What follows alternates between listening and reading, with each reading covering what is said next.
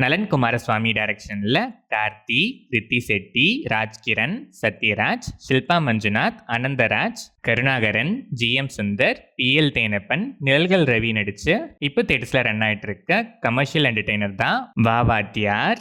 எம்ஜிஆர் இறந்து போகிற அதே நாளில் எக்ஸாக்டா அதே நேரத்தில் பிறக்கிற கார்த்தியை எம்ஜிஆர் அம்சமாவே எனக்கு ஒரு பேரம் பிறந்திருக்கான்னு ராஜ்கிரண் சந்தோஷமா அவரை எம்ஜிஆர் மாதிரியே வளர்க்குறாரு.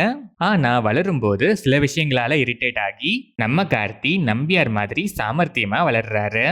சில சுச்சுவேஷன்ஸ்னால கார்த்திக்குள்ள இருக்கிற எம்ஜிஆர் அவருக்கே தெரியாம இன்னொரு கேரக்டரிஸ்டிக்கா ஒரு ஆல்டர் ஈகோவா ட்ரிகர் ஆக அதுக்கப்புறம் நடக்கிற இன்சிடென்ட்ஸ் தான் வா வாத்தியார். இந்த படத்தோட run time 2 hours and 9 minutes.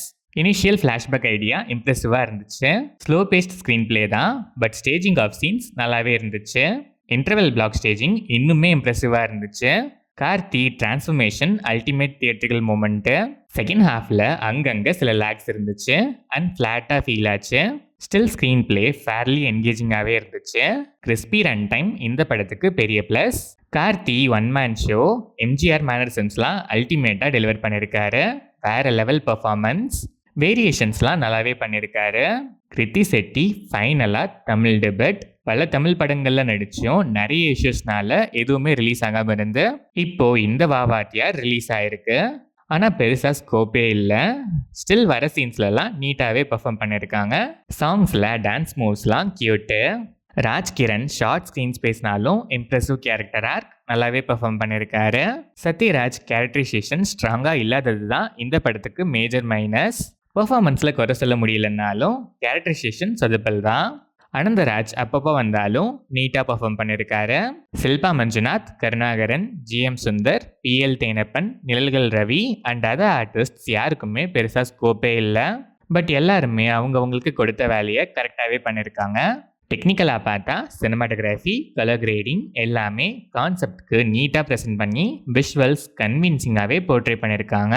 Songs, background score, remix songs, எம்ஜிஆரோட ஓல்ட் சாங்ஸ் யூசேஜ் எல்லாமே நல்லாவே இருந்துச்சு. எடிட்டிங் பேட்டர்னுமே இம்ப்ரெசிவாக இருந்துச்சு.